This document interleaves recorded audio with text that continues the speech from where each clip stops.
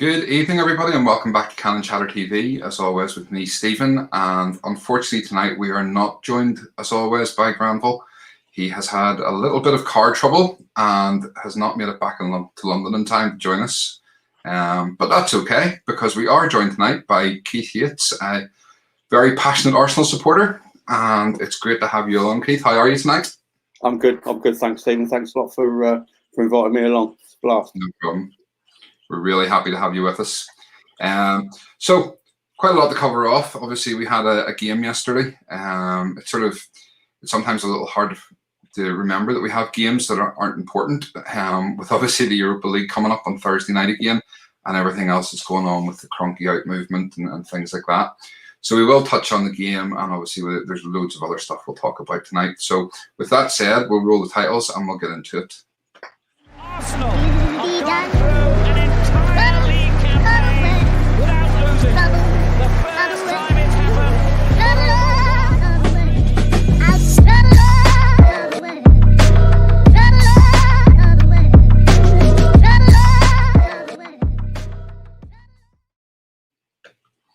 So, as I say, good evening, everybody. Straight in there with the comments. Buster, just watched the last show. G definitely got shafted in the quiz questions. He did not. That was completely fair, and I don't care what anybody says. Yeah, do you know what? It was a bit of fun, bit of take on G, and that will be a fairly regular feature. Unfortunately, we're not going to be able to do that tonight, Keith, but we'll get you back on another time, and you can play a bit of take on G. I'm quite happy about the quiz. What's that? Sorry? I saw the quiz. I was like, oh no, I haven't got to do a quiz, have I? So I'm not too disappointed about that tonight, to be honest. I think I've lost. G, who is watching? I got shafted. Thanks, Buster, for your support. You did not get shafted. Because you haven't made it tonight, you will get shafted in the next one.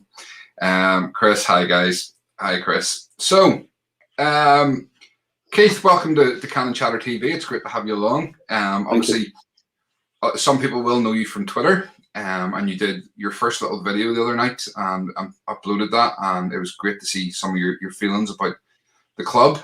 And off the back of that, we thought, you know what, it'd be great to have you on and hear some more of your thoughts. So for those that don't know you, tell us a little bit about yourself. You know, who are you, where you're from, and how did you come about supporting Arsenal? Okay. Firstly, I mean, like I said, thanks tons for having us on. It really means a lot. I'm from Northamptonshire, so I don't get down to the Emirates as much as I'd like to. But I've actually been a Gooner since Cup Final Day 1979. I was 6, and I don't remember a lot about the game. But it sounds a bit of a cliche. It's like it's one of my earliest memories. But I remember watching it with my dad, and my dad's a Liverpool fan, and I do remember asking me who I want to support. And obviously, he's probably pushing me towards not following Man United, and I like the yellow kit. So I went with Arsenal, and I remember next to nothing about the game. The only thing I do remember is Alan Sunderland and his hair running away after he slid in at the back post, and the affliction was set in from that point, I think. Obviously, we've been through some ups and some downs.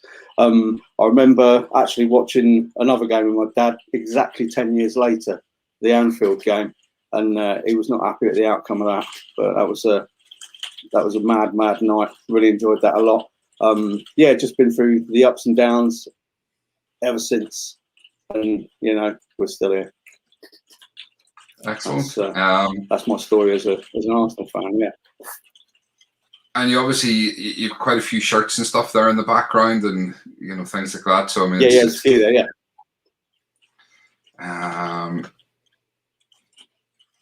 PJ News, Sunderland turns it in. Okay, so yeah, well, I think, you know, now that we know who you are, I think we'll get straight into it, and we'll have a look at yesterday's game. As I said to you off air, for me, these games at the minute they're a little bit of dead rubber. I don't realistically see us getting into the potential. I think really top 7 is where we need to be to get our Europa League place. I just can't see us catching the likes of Everton and Liverpool, Spurs above us. So, you know, it is it's dead rubber games, and unfortunately there's only 4 of them left after this. And everything really rests on Thursday night now. So obviously off the back of last Thursday, Arteta decided to change the team up, and he came up with eight changes in the team. And obviously we'll have a wee look at that now. So we went with Ryan in goal, Bellerin at right back, David Luiz came back after his injury, and partnered Gabriel, and he continued this, what I call the ridiculous Xhaka experiment at left back. I don't know how you feel about that, but we'll come on to that in a sec. He then went with Ceballos and Elneny in midfield. We had Willian out in the right, Odegaard in the middle, Martinelli left, and Aubameyang back from his malaria back up top. So, when the team news came out, how were you feeling? What did you think of it? There was a lot about it that I wasn't massively surprised about. There were players, I mean, obviously, Aubameyang needed the minutes, Luiz needed the minutes. It was good to see Matty Ryan in. I was quite happy about that. But after certain things that have come out today, maybe there's a reason for that. We'll probably get into that later on. Yeah. But the one thing for me is left back.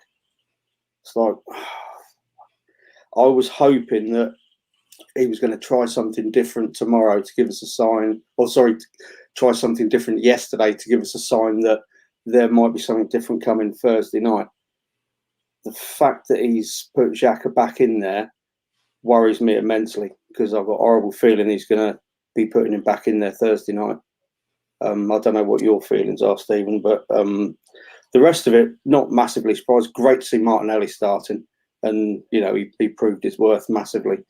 I was surprised to see Ceballos starting again. I thought we'd probably seen the last of him in our shirt, to be honest, after Thursday night. But yeah, Xhaka's the big one. I mean, what are your thoughts? Yeah, I mean, anybody who's a regular of the show will know that I'm not a massive Xhaka fan all round. Whether it's midfield or left back or whatever, I'm not his biggest fan. I do concede that obviously we miss him when he's not in midfield. He is our second best midfielder behind Partey, and that sort of says more about the quality of our midfielders than it does about the quality of Xhaka. Yeah. Just playing him at left back, I just don't get it. I don't understand what the issue is with Cedric. Why Cedric can't get a game? Yes, he's not a natural left back, but surely he's got to be a better choice at left back than Xhaka. We need Xhaka in midfield. We do at the minute. And as you rightly said, why Ceballos? But I think with Ceballos, Partey needed a rest. He hasn't played a massive amount of football this season, and the injuries take their toll. And we kind of need to look after him until the end of the season, give him a break, then get him back in for a proper pre-season. So yeah, Ceballos kind of had to play, because I don't think there was really anybody else, unless you wanted to give the likes of the youngsters like Aziz and stuff a chance. Which personally, I've said now for a while, I'd like to see some of these youngsters in. I'd like to see the likes of Aziz and Balogun and stuff get a few minutes. If they're going to be around the first team next season, why not blood them now? Give them their opportunity. Yeah. Good to see Martinelli back in. Like you say, the only sort of thing I would say about Martinelli is that I think we're in danger of hyping him up too much. He had a great first 6 months. And as I said one night on a show, we kind of treat him like he's Cristiano Ronaldo and Lionel Messi's love child. And we treat him like he's the Messiah off the back of six months. And I just don't want to put too much pressure on the young man's shoulders. He has an immense talent, and he's going to be a massive future ahead of him. But if we put too much on him too early, everybody's clamouring for him to be on the side. And then, if it goes wrong with our fan base, I wouldn't want to be him. Exactly. That's the problem.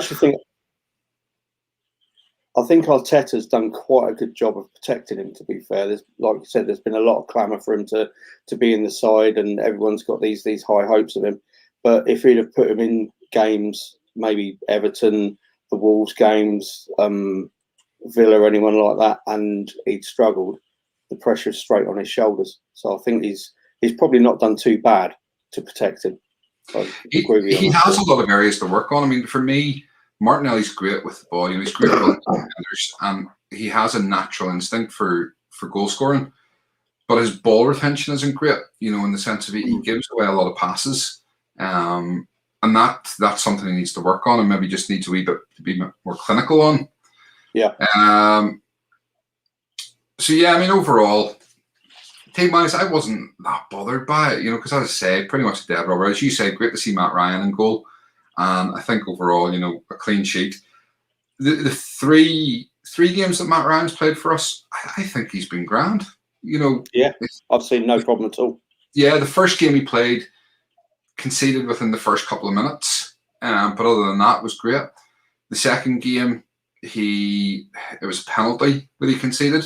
Not a lot he could do about it because it was a good penalty, and in actual fact, he helped set up our equaliser that day. Yeah. And yes, we kept a clean sheet. So, I mean, as I say, can't really fault his performances. No, I did see something. He was speaking Spanish to Gabriel as well. Yeah. Where I mean, there's little things like that. That's a class touch. And I think the first goal he conceded, the one like you said just now, a couple of minutes in, wasn't it a wicked deflection, and like it just took it away from him, and it's a poor start, but you can't really do a lot about that. But yeah, I've seen no problems with him at all, to be honest. And to be fair, his distribution actually looks better than Bernd Leno's. Yeah, my eyes. Well, I mean, I think obviously Leno's something we're going to talk about later on as well. But yeah, absolutely right. A couple of comments here. When will Xhaka at left back end? Can definitely see him starting on Thursday. Yeah, I mean, I think from all accounts, Tierney's not going to be fit, so it does worry me that he's going to be starting there at left back.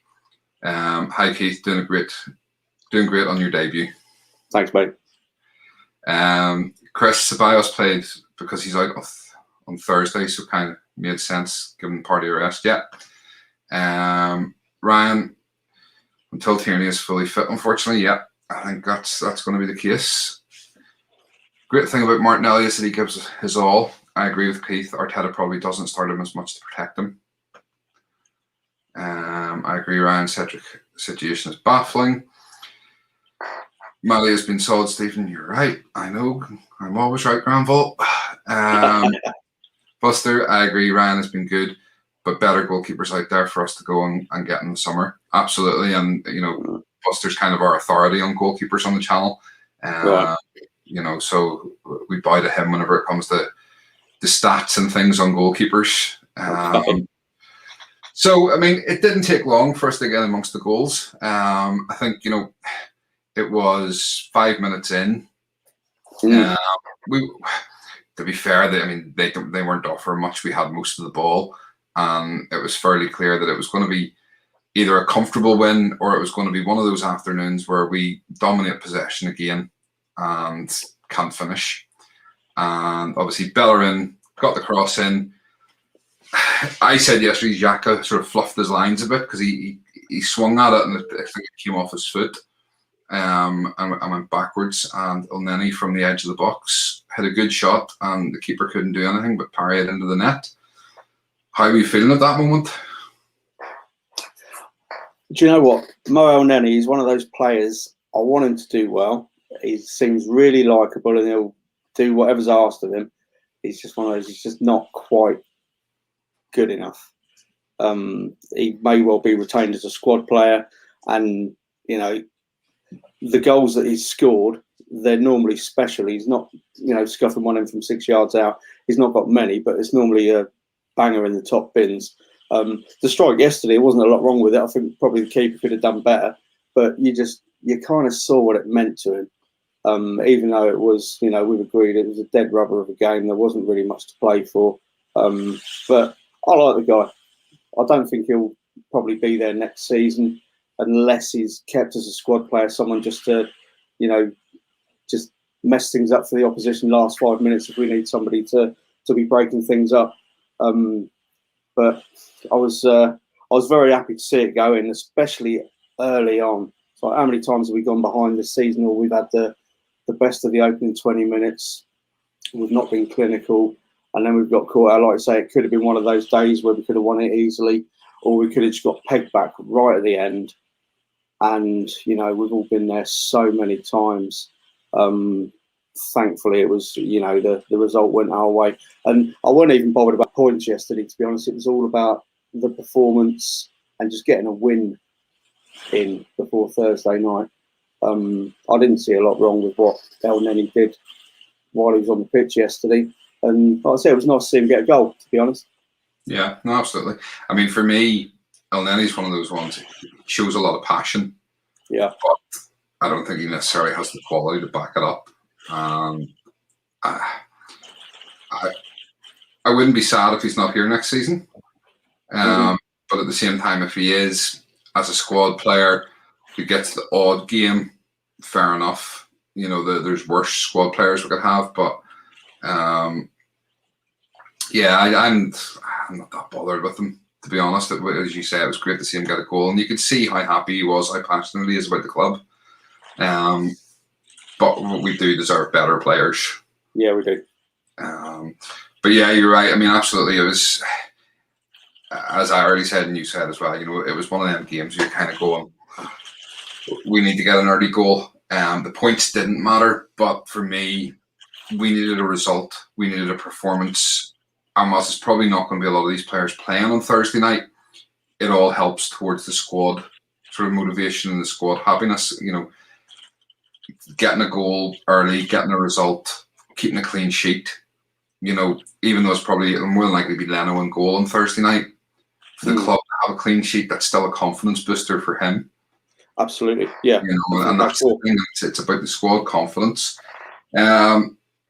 So, I mean, there wasn't a massive amount of talking points. I'm just trying to sort of go through the thing. I mean, the game sort of, we were in complete control. You know, they didn't really have much in the way of possession, even in the first half. I expected more from them, to be honest, because I mean, even though they're kind of safe, they're not entirely out of the woods, and I expected them to come at us a lot more than they actually did. So I've not really got massively carried away with the performance because they didn't really offer a huge amount. And I was thinking about Alan Saint-Maximin like up against Xhaka. I thought they would have really, really gone after that with his pace against Xhaka's, but they didn't seem to be honest. No, I mean, Saint-Maximin seemed to start out on the left-hand side. And then, you know, and I had sort of said before the game, you know, that Saint-Maximin up against Xhaka and he's going to rinse Xhaka. And then they played him on the left, and I was like, why aren't they attacking a Xhaka? Yeah. Why? And then they swapped them over. And to be fair, I mean, him and Almiron gave him a bit of a tough time, but he coped with it fairly reasonably well. Yeah. But I'm not sure how much of it was his ability to cope with it or how little they actually offered. You know, Saint-Maximin a couple of times, but he didn't do anything great with it. And that kind of that unfortunately is the issue with Saint-Maximin. He's a great sort of flair player, but he does lack a little bit of end product. And in some ways, he kind of reminds me of Reece Nelson. You know, he's good, can run at defenders, and doesn't offer an awful lot then after that. So the next big sort of thing was obviously Xhaka got booked. And I think, you know, collectively everybody was sort of going, oh, Xhaka's going to get another booking, get him off the pitch. I mean, were you thinking the same thing, or? I was thinking Thursday night all over again. Just, you know, accident waiting to happen. In fairness to him, you know, he controlled himself, he conducted himself fairly well afterwards. But yeah, I was fearful. I was thinking this is just another one. Very surprised, to be honest, that he did manage to stay on, but he seemed to keep it together well. But yeah, I was worried about history repeating itself massively when that happened. Yeah, his discipline seems to be a lot better recently. You know, he seems to have controlled himself a lot better when he does get himself sort of in the trouble. He has been more composed. And sorry, actually, David Luiz, came off a couple of minutes before that booking for Callum Chambers. I thought Callum Chambers actually did quite well centre back alongside Gabriel. You know, I didn't see the issue with it. I've been quite impressed with him ever since the West Ham game when he played at right back. Like his delivery was amazing, and I've not had any problems with Callum Chambers. I don't think he's not set the world alight. He's not been pulling trees up, but he's been solid. Again, we're probably in the long term looking at better players than him to be where we want to be, but. Yeah, I mean, I'd be quite happy to see him back in Thursday night, to be honest. I don't think he's caused any major problems for us. Yeah. So then, sort of 65 minutes, Odegaard got the ball, released Martinelli to cross it in, and Aubameyang channeled his inner Dennis Bergkamp and flew in and put the ball into the back of the net. What did you make of the goal? Firstly, I love that's the Bergkamp pose at the same place as well. It's like, Same end? Yeah, same end. You know, it's just the same pose. My first thought was I was screaming at Odegaard to release the ball sooner. It's like it seemed like he almost had one touch too many, and it was just too slow. But maybe there was a reason. He was waiting for things to unfold. I don't know. But the fact that Martinelli put that ball in the first time with his weak foot, it was a beautiful ball in. But that finish, so difficult. I mean, look at it. And I've been probably a little bit too harsh in some of my criticisms of Aubameyang this season, because it doesn't seem like he's been at it as much as he has been. But we've been spoilt with him for the last 2 or 3 years. But I'm a little bit like, you can't dine out on that forever. But he seems to have a little bit of his mojo back. The way he came back on Thursday night, the way he played yesterday, and that finish there. A month ago, he probably would have either spooned that. But that was one of those. Funny story, actually. I was feeling really poorly yesterday. I'd had my first COVID jab on Saturday, and I had the AstraZeneca flu. And I was watching this in bed on my phone. And I'd actually dozed off about 10 seconds before Gabby put that ball in. And I dropped the phone on my face. And I picked the phone up just to see it go in. So then it was a case of watching the replays. But it was a beautiful goal. That's as we should be. And it was good to see Martinelli. He was just hugging the wing, and he was creating so much space for himself. And the ball from Odegaard, like I say, I was worried he'd held on to it for too long, but it turns out I was wrong and he was right. And that's why he's playing for Arsenal and I'm not, I suppose. Absolutely. Yeah, loved it.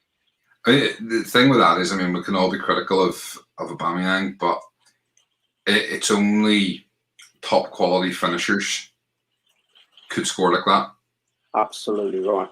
You know, you have to have a natural instinct and a natural ability and being naturally, you know, I'm not necessarily sure that he's a world-class forward, but I do think he's a world-class finisher. Yeah, great. If that makes sense. Yes. He's not got a lot more to his game, but when you need somebody putting the ball away, he's the one. Yeah, absolutely. So then, I mean, the game, you know, after that, it kind of petered out, really, to be honest. There wasn't really an awful lot of stuff. There was Shar got sent off in the 90th minute. I mean, did you feel that was a sending off, or?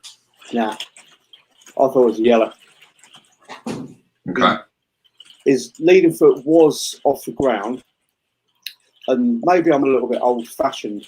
You know, I've played football in the 80s and 90s where stuff like that, it went. I know the game's entirely different now. So my initial reaction was that it was yellow. I was surprised that he got the red. But having said that, we've had so many decisions go against us this season.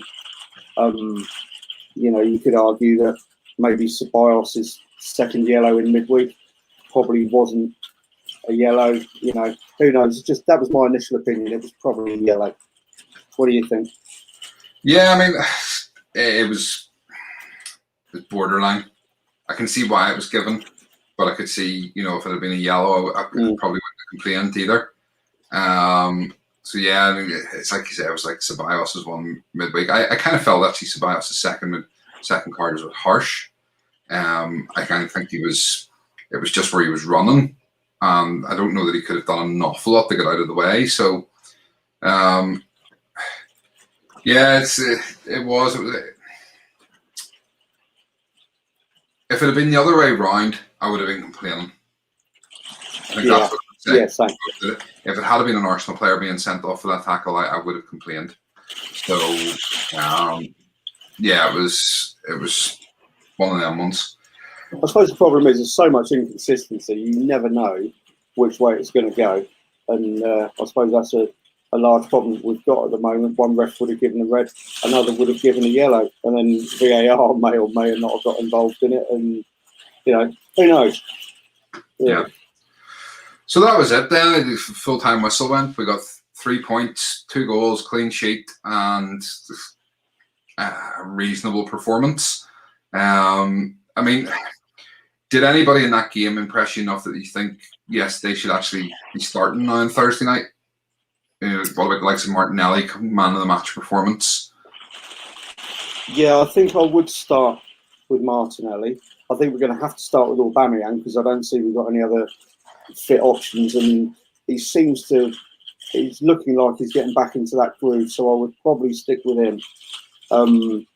Given what's come out with the goalkeeper situation today, I don't even know if I'd stick with Leno. I know he kept us in the game with the save that he made at 2-0 against Villarreal. But like I said, I've not seen anything that Matty Ryan's done wrong, and not only is his distribution better, he seems to command the defence a little bit better as well. So I might be tempted to stick with him. Shame David Luiz has gone out because I think he definitely would have been in, which presents problems again with the back four. But I think Gabby and Aubameyang definitely keeping them in. Okay. Are you confident ahead of Thursday night? Do you think we're going to win or qualify? I wouldn't say I'm confident, mate. This is us. I think the first goal, whoever gets it, that's going to have such an impact on the game. I mean, if, for example, if we score early on again like we did yesterday, we're ahead in the game. But if they score, they can just shut up shop. They're 3-1 up, and we've got to try to break them down. And we proved the other night that we weren't able to break them down, really, other than the penalty decision that we got. But if we score first, they've got to come at us, which is going to create spaces for us to attack. And if we have got players like Aubameyang and Martinelli further up the pitch, then we've got the pace to exploit them. Mm-hmm. But I'm so nervous about Thursday night. I really am. Yeah. What do you reckon? Yeah, I'm the same. I'm nervous. I said the other day on Anthony's show that I think it's written in the stars that it's going to go to a penalty shootout. I do. I think it's going to end up being 2-1. They'll both have had a 2-1 win, and we'll end up in penalties, like we did before against them. And then it's a lottery. There's no sort of guessing which way it's going to go. Not sure we can really use this game as a guide, as it was against a team that didn't really do much against us. Absolutely. Thursday is huge. Yeah, it is. So yeah, I mean, as I say, I do think it's going to. I think we're going to qualify. I'm confident, but I'm always like that. I'll never go against this. I'll never back against us. Yeah. The worst I'll ever do is say we'll get a draw, and that doesn't matter. We could be playing prime Barcelona, and I'll still say the worst we'll get a draw. I just can't think any other way. It's not programmed in me to think about losing. Yeah, I do have I've got a slight feeling that we should have gone out last Thursday, the way things were at a certain point, and the fact that we're still in it. I believe in fate and science and things like that, and we're very lucky to still be in it, but we are still in it for a reason. And I'm liking to think that Man United have either peaked too soon, or they're going to lose 4-0 in Roma, and Roma will go through on away goals just to shut a few people up. Do you know what? Sorry, go on. No, go ahead. Finish what you're saying. No, I was just going to say, I think maybe, even though I'm not confident we're going to go through, I think fate might decide. And, we probably will go through. Yeah. I've changed entirely. It's funny, the thing with the United thing is if we do get to the final and we'll play them, somebody's record's going, because Ollie's never beaten Arteta. So that record could go. It's just...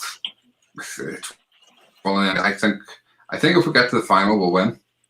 I don't know why. I just have that feeling. I think it's destiny that if we get to the final, we'll win it. Because we did it last season with the FA Cup. Yeah. We managed to preserve that 25-year run in Europe, and I think we'll somehow flick it again. Buster saying if they score first, we're in trouble. They look very hard to break down and are well drilled. They are, and I think sort of a testament to that was I didn't even realise Paul Torres was playing until the second half when I actually looked at their team sheet. And he is, a very good player, but he was quiet, but did what he had to do effectively. But no, I'm confident. So anyway, we'll move on. So yeah, something we've sort of mentioned a couple of times is this news coming out today about Bernd Leno. Now, to be fair, for anybody that's watching and hasn't heard, apparently Bernd Leno has come out and told Arsenal that he wants to leave in the summer. And Arsenal are obviously looking at replacements.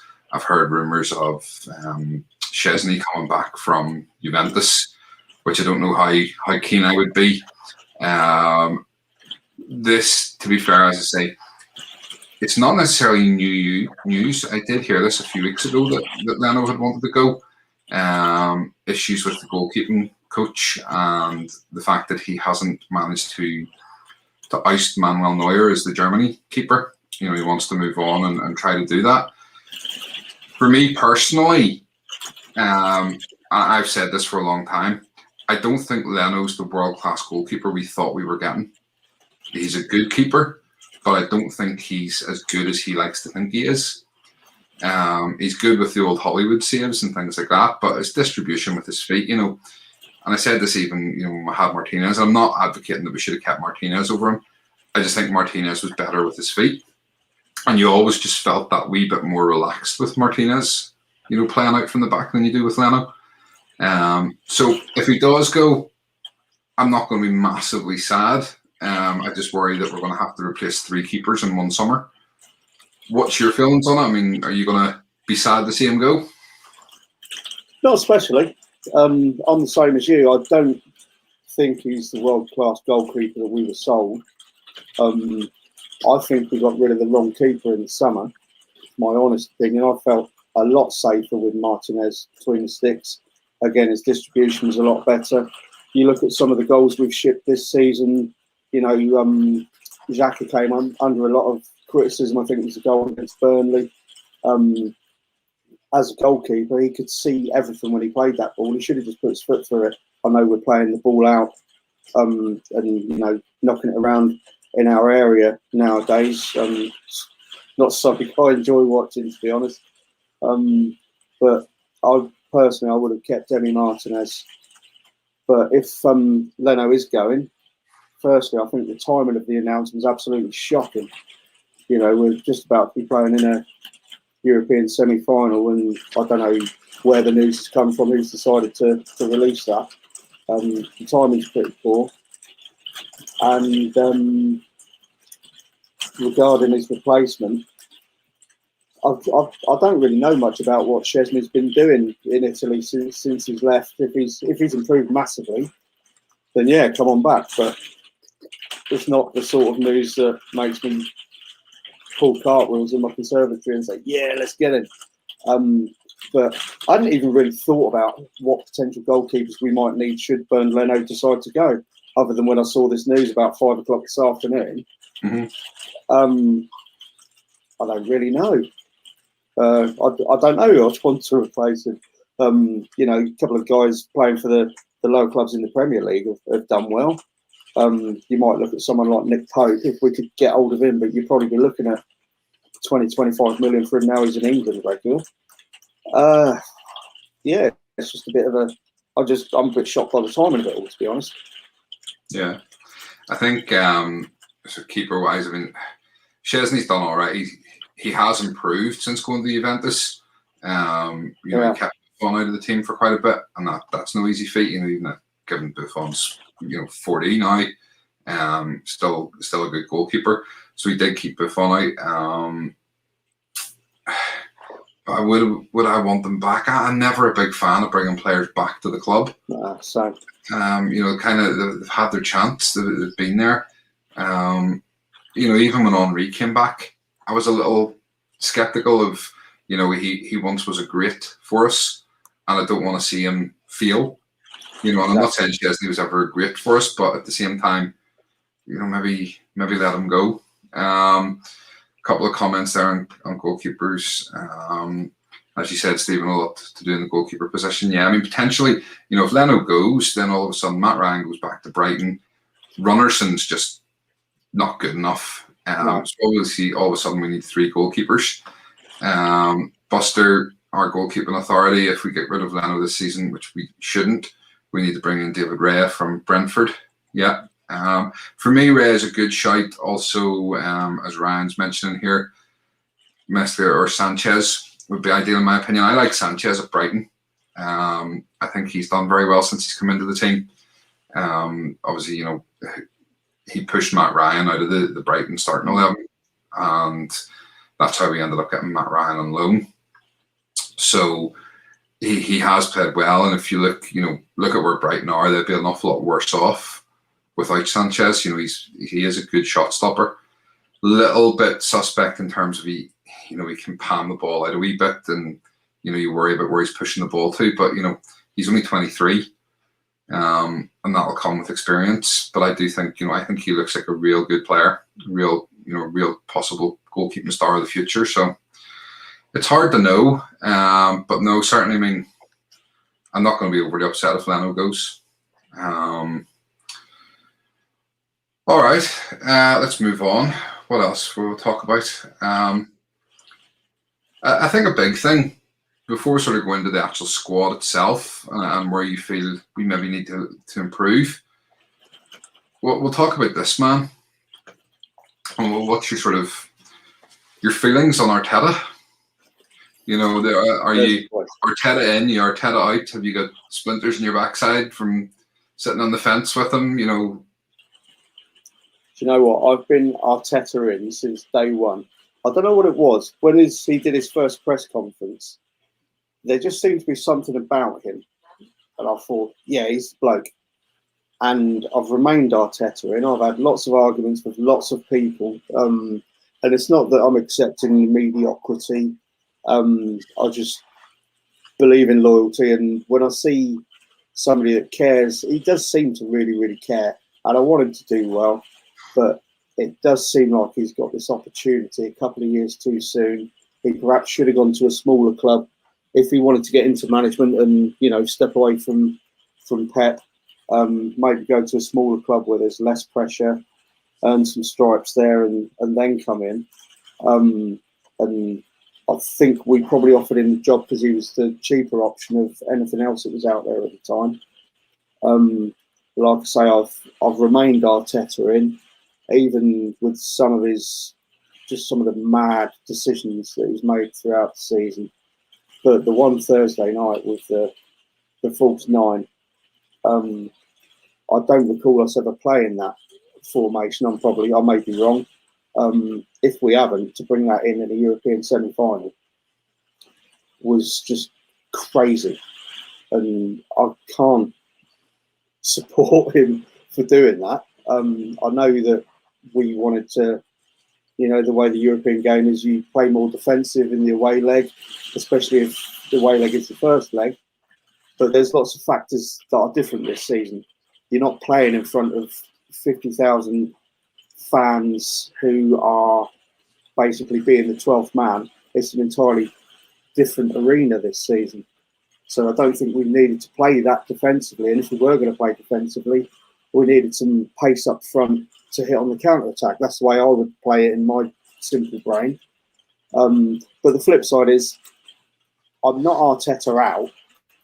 I'm not Arteta in. I'm not as much away from Arteta in as I was the other night when I was still angry. And I think there's a lot of things need to be taken into account with this season, such as how fast the games have been spinning around.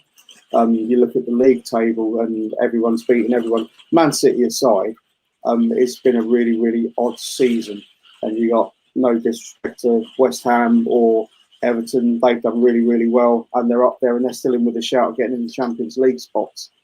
So it has been an odd season. And then you take the lack of fans into account as well.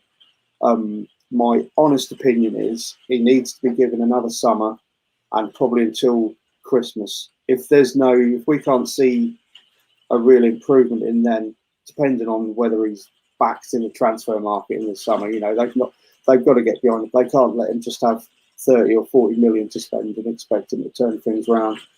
But if he's backed properly by the board in the summer and he's allowed to put a stamp on it and there's still no improvement by Christmas, then I think it's probably time to move on. Yeah, I mean, I've said very similar things. You know, I want to see improvement. I think he's had so much happen to him since he took over in the job. You know, he came in, played a few games, COVID comes along, he contracts COVID, football gets suspended. You know, it's just a laundry list of things. Didn't have a proper pre-season, and to be fair, like, none of the clubs had a proper pre-season, so it's how much of an excuse we can really have for that. The only sort of argument I would have for that is he was a new coach, in the sense of, you know, he needed a proper pre-season to get across his philosophy and his way of doing things, and to really be drilling it into the players. You know, there's only so much they can do in practice at the minute.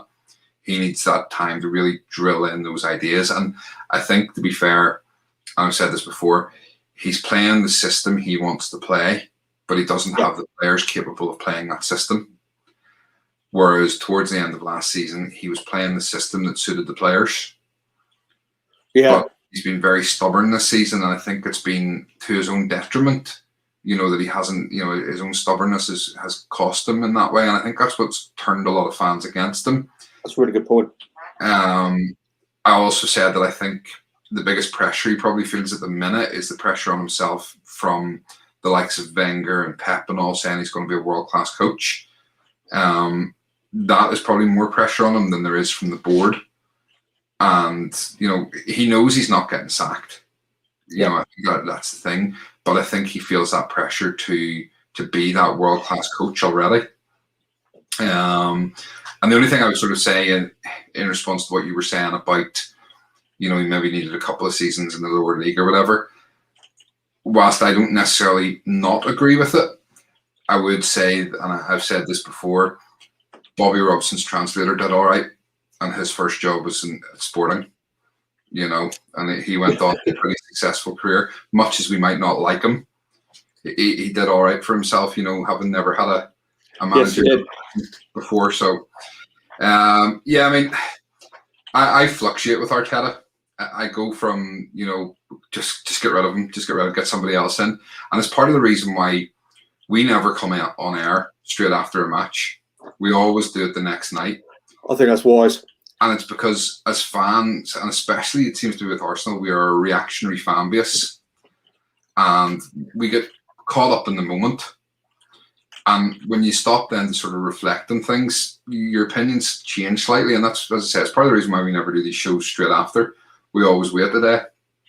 And quite often I've gone from being, as I say, Arteta out to, no, he needs a wee bit more time. So I'm like yourself.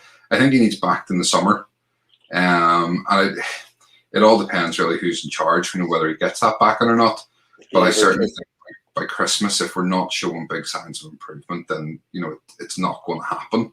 You know, because he'll have had a pre-season, and albeit it'll be disrupted slightly with the Euros and stuff, but he'll have had the pre-season. So it has to be improvement by Christmas, or else, you know, 2 years, it would be time to go.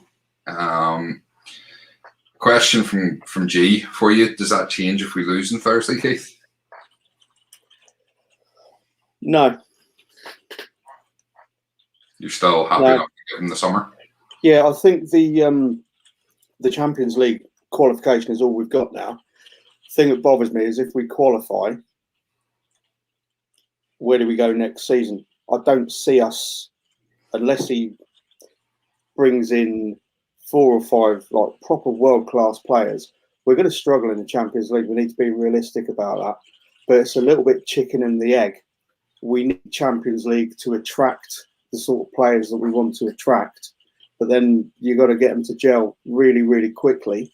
And I mean, if we bomb out Thursday night, I'm going to be pissed off. I will have mellowed a few days afterwards, much as you said just now, Stephen. But he's not going anywhere. Yeah. It doesn't really matter what I think. They're not going to get rid of him, and he's here till at least next Christmas, as far as I can see. I mean, you're absolutely right with what you say. If we get into the Champions League, it's we need massive squad reinforcement, but without Champions League, we're not going to get a massive squad reinforcement, and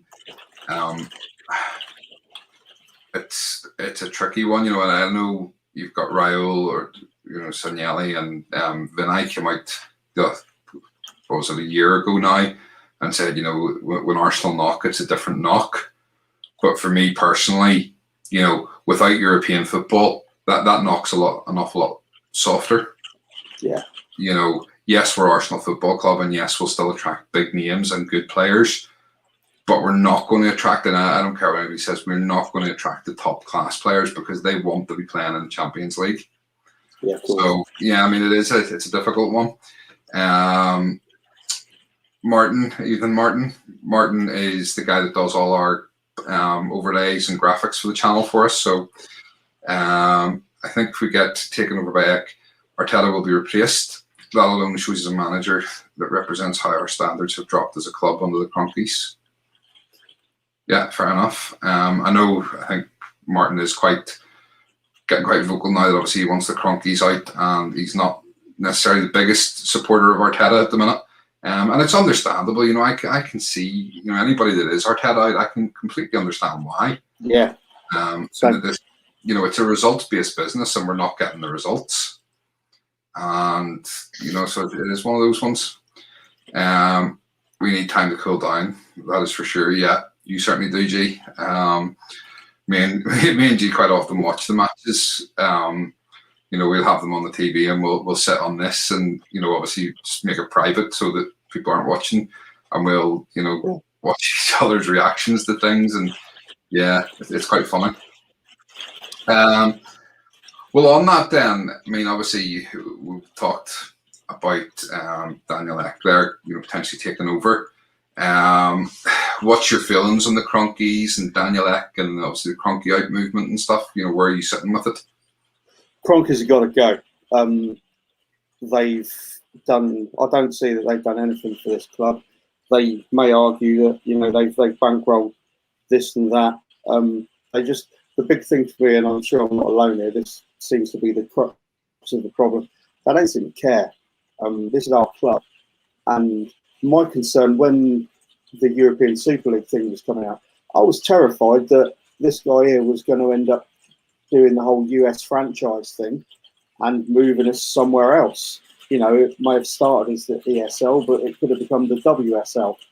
And he could have taken us to, Arizona or wherever, and we'd no longer have a club to support. Not in this country anyway. And I want them gone so badly. My fear is that by going public the way Daniel Ek did, I think he's given Cronky the right hump. And there are stories about he's prepared to sell now. How true they are, I don't know. But he's probably looking at starting a bidding war. And the two main ones is probably going to be Daniel Ek and Alioki Dangote in Nigeria, who's got a hell of a lot more. And for all we know, he could still be doing stuff right now behind closed doors. I just want someone to come in who cares about the club, is going to do what's best for the club. And as the question was put just now about what would happen to Arteta when new managers come in, that would probably be their first stamp. Do we give somebody time and show that we're patient, or do we show that we want to push on, we want to win things, and we strike and we get a new manager in? I have no idea on that, but I do know the Cronkies need to go. But we don't need to be protesting like they were at Old Trafford yesterday. No, that was a bit much. Yeah. I mean, I don't know if you've seen the footage today of them kicking in the door and stuff to actually get into the ground. It was a bit mad. There you go, some of the pictures from it yesterday. Henry has confirmed on Sky Sports this evening that him and Bergkamp have spoken to Ek and a bid is incoming. Yeah, I mean, I've read that as well. Rumoured to be obviously in around sort of 1.8 billion. I don't think that's going to be enough. My concern with the Daniel Ek thing is, it's great that if he's got Henry and Vieira and Bergkamp on board, it's what role are they going to play? Because they don't have any money. You know, in the grand scheme of things, I think their net worth is probably about 100 million between them. You know, that's not even enough money to fund our transfer window. So they're not bringing money to the table. They're bringing their experience of football to the club and being Arsenal people. But it's where do they fit into the hierarchy? You know, you've got Vieira and, you know, Henry are both coaches, and not great coaches from what we've seen so far, to be honest.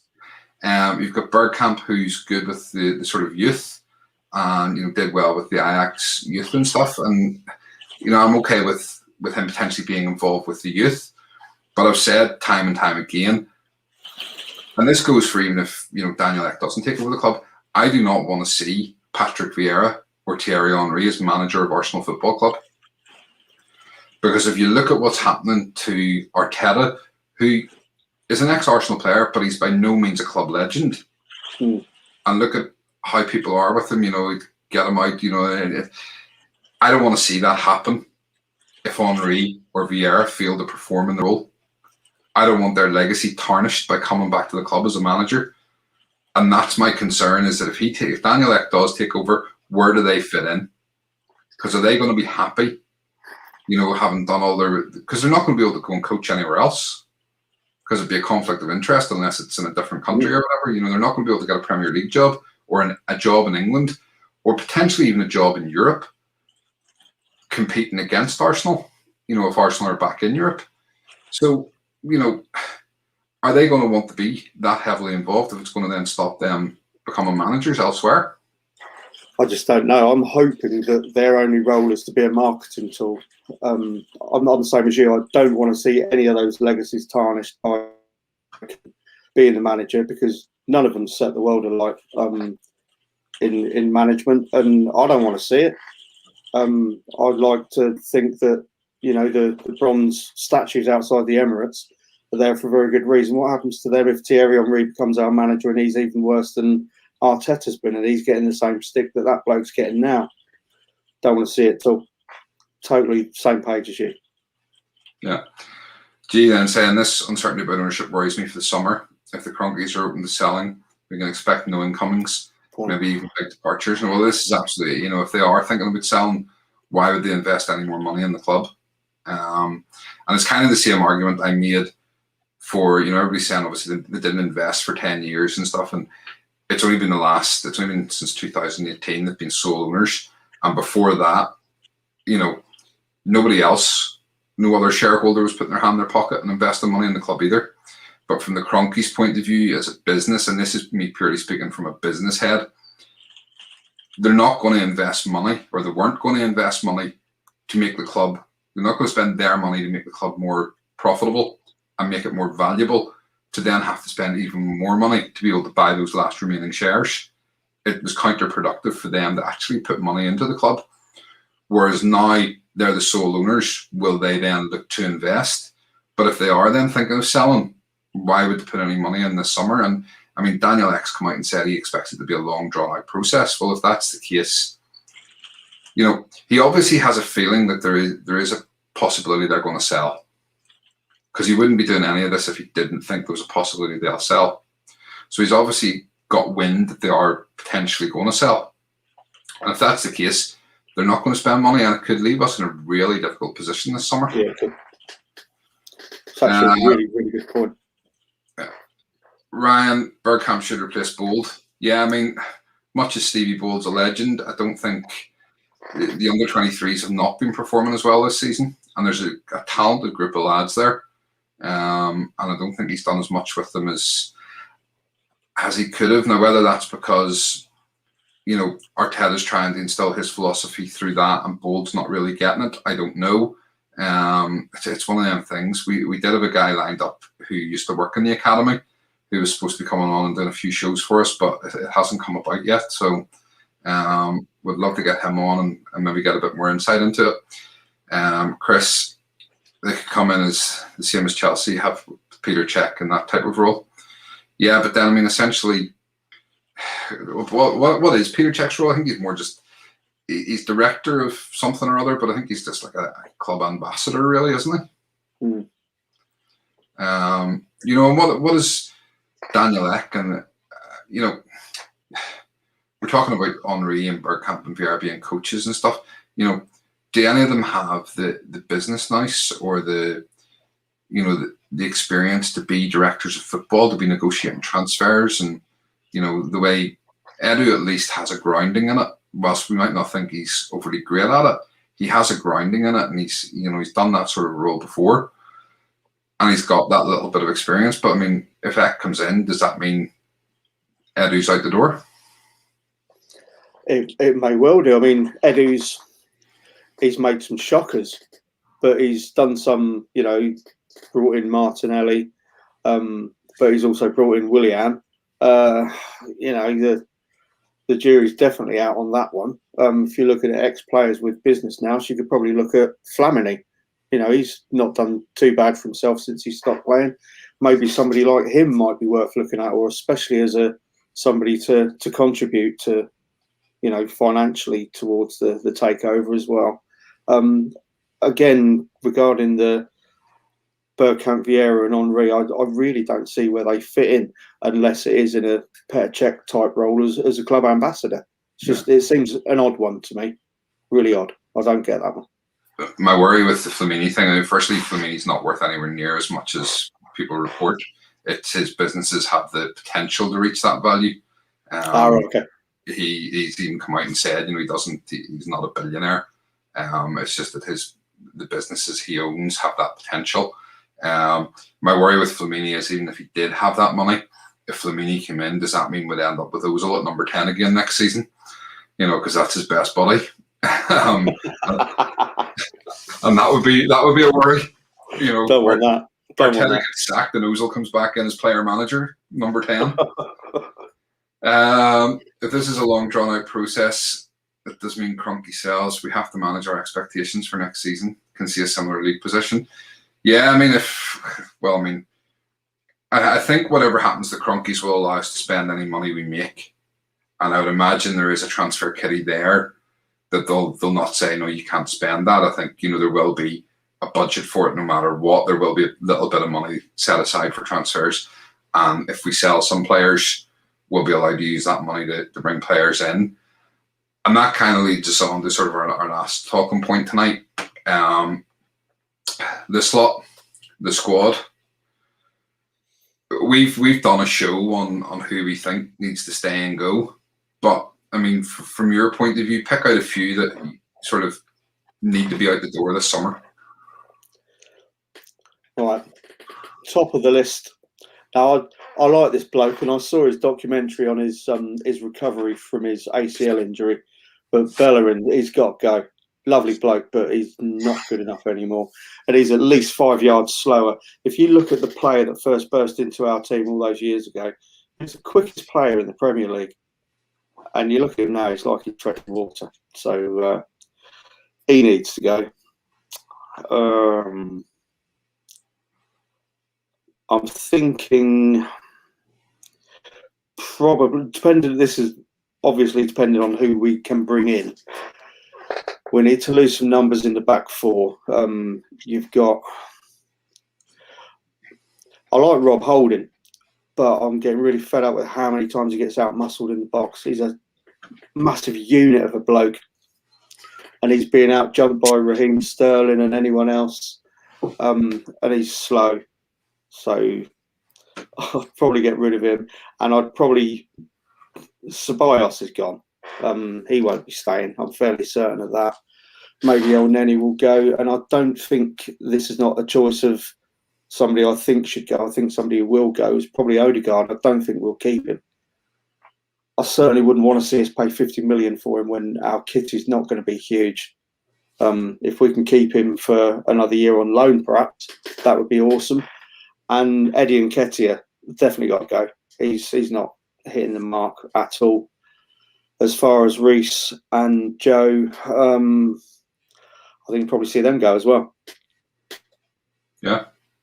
And let's not forget Mr. Runnison. He's got to go. If he's even Who's that, sorry? Runnison, the number 3 goalkeeper. Yeah. Yeah. Evening, Gary. How are you?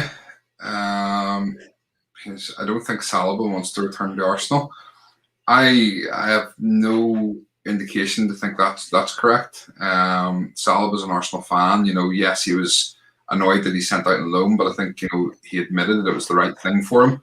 And I know there was a clamouring, and there has been all season, for we should have kept Salah, but I actually think that Arteta did the right thing sending him on loan. And I think it has worked wonders for him, because even when he went out to Nice, whilst he started off and he got player of the month for a couple of months for them in a row, if you actually look at their results over that time, they weren't particularly good. They only won, I think, about 3 matches in the first 2 months that he was there. So they were conceding goals, and I mean, he did a couple of silly mistakes, give the ball away for a couple of goals, but he has come on leaps and bounds actually since then. I actually think he's been a better player, not winning player of the month, if that makes sense. And I do think he's massively improved over the last few months. So I fully support the decision to send him out on loan. And I think you're definitely right in terms of the players you're saying about selling. Martin there, Mavropanos, Torreira, Guendouzi, and Kolasinac. All players not at the club right now who will probably be sold in the summer. Yeah, absolutely. I don't really see. Mavropanos is one that I kind of think he's done well at Stuttgart, but I don't know that he's going to get the chance to sort of ever show it in the Premier League. Would you keep him, or would you just get rid of him now?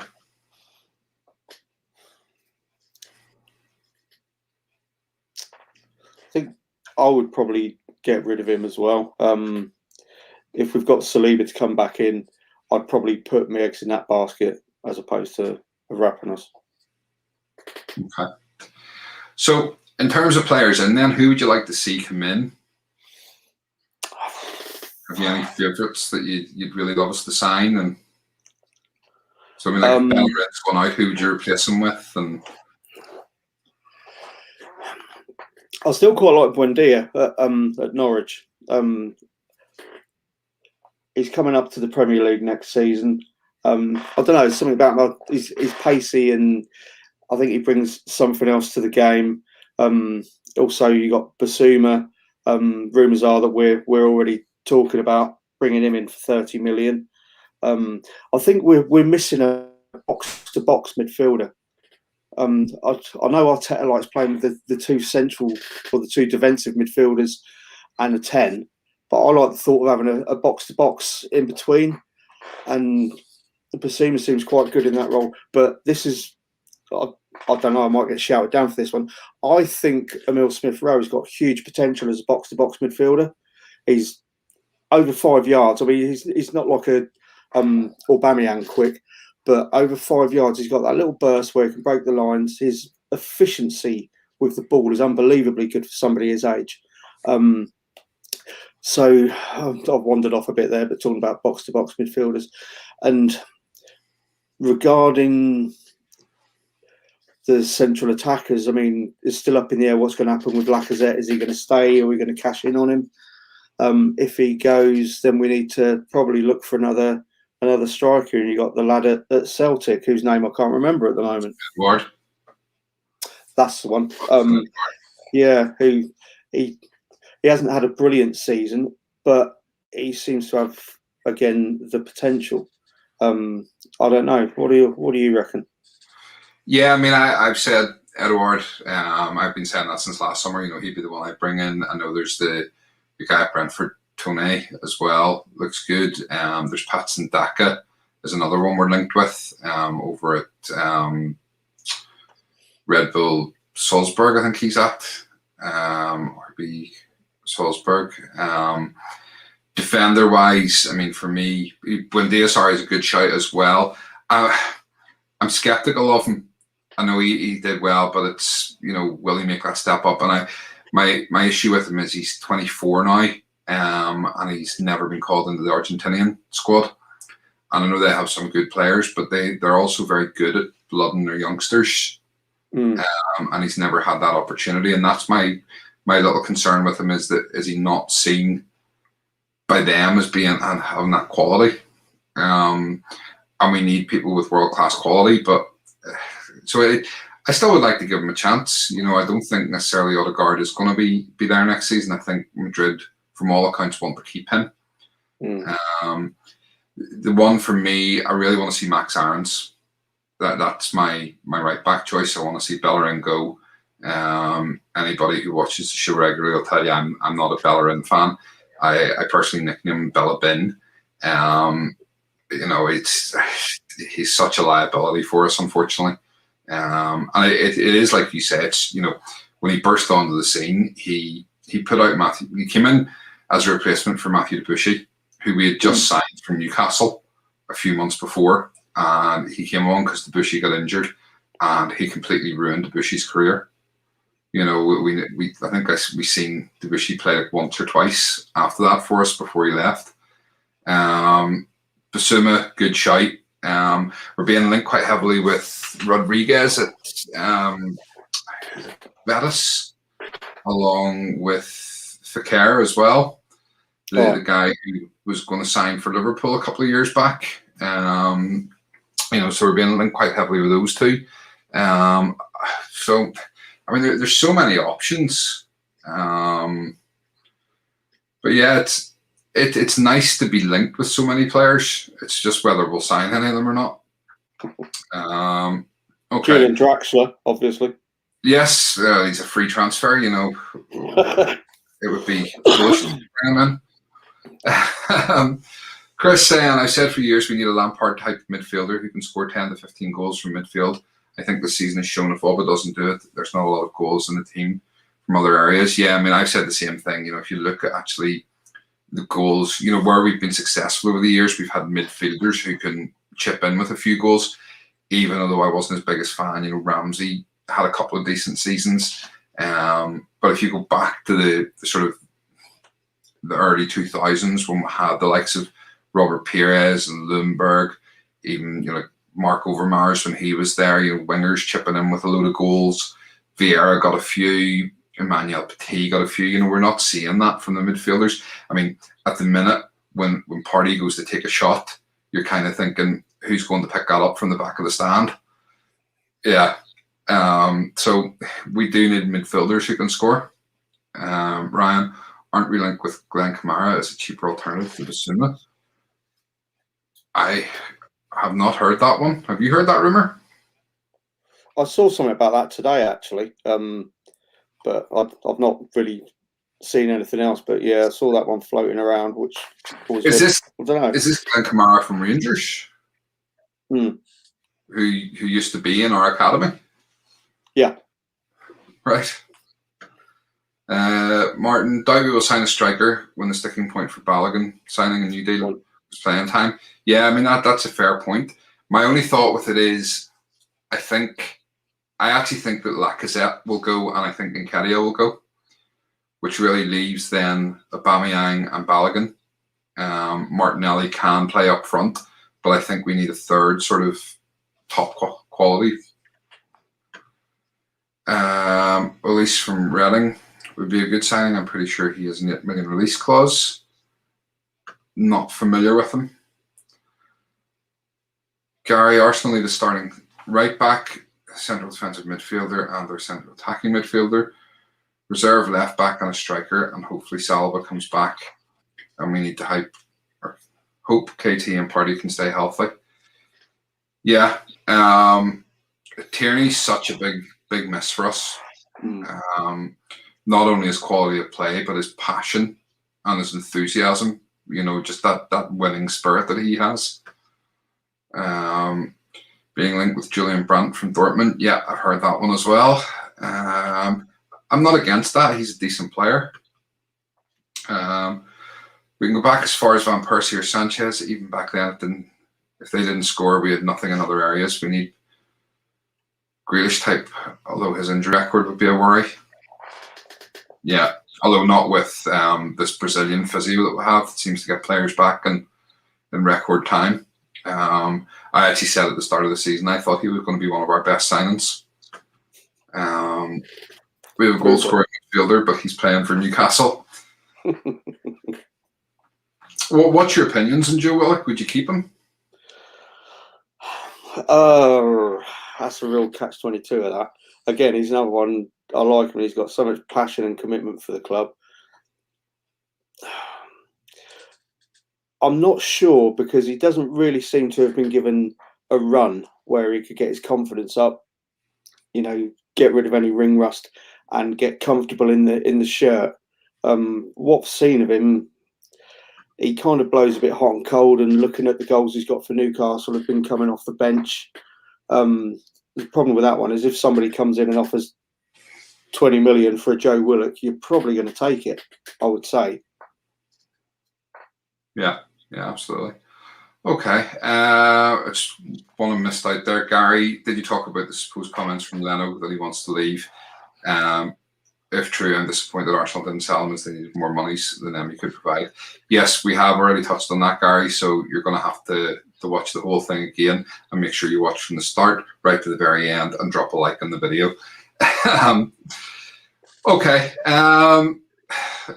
That's kind of it. I think we've sort of covered everything really for tonight. It's been a good sort of hour and 10 minutes so far. If anybody does have any more comments or questions, drop them in the chat now. As I'm going to have to do G's normal bit that he does at this part of the show, which is run through all the socials and stuff like that we have. So first of all, I'll take this opportunity to say, Keith, thank you so much for coming on tonight. It's been really, really good having you on. I've really enjoyed the conversation with you.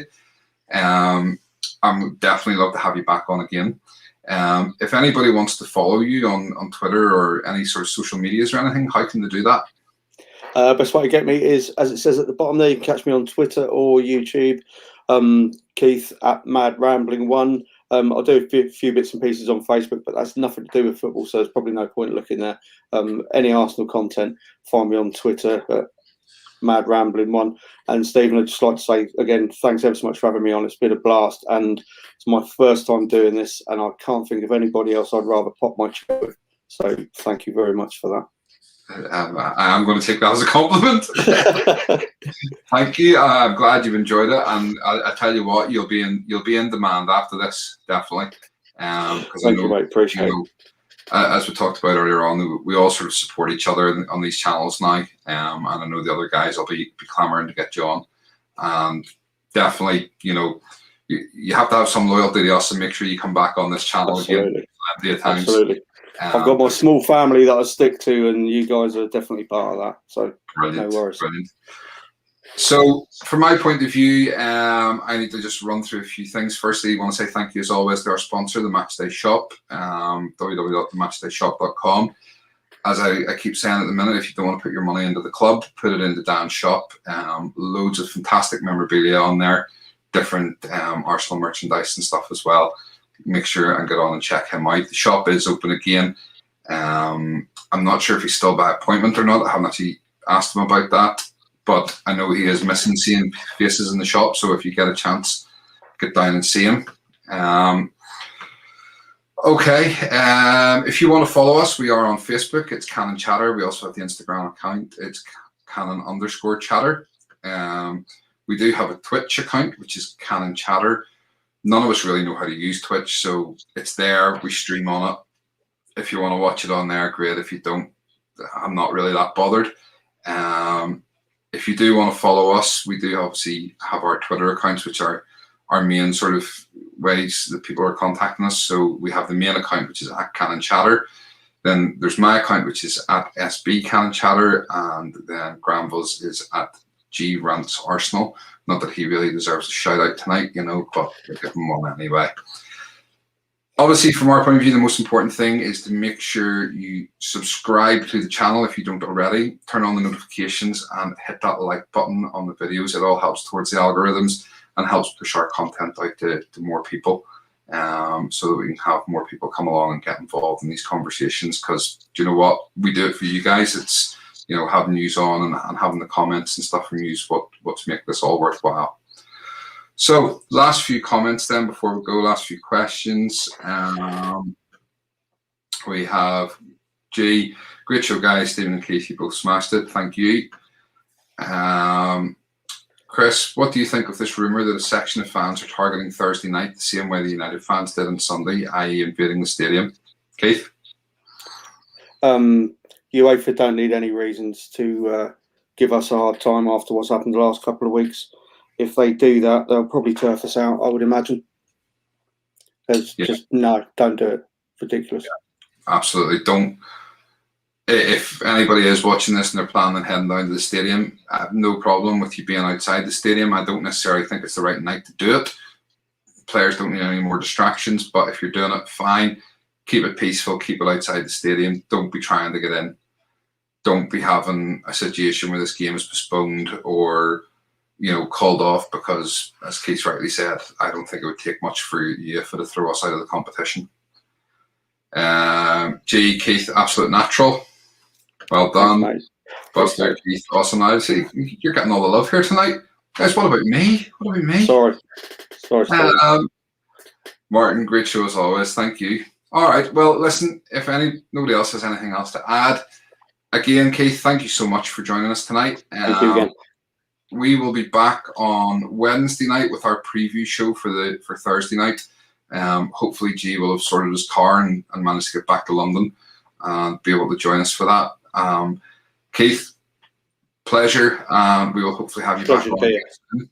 Thanks, everybody else, thanks for watching. As I say, make sure and hit that like button, hit the subscription button, and share the content. Tell everybody about it, and we will catch you again soon. Good night.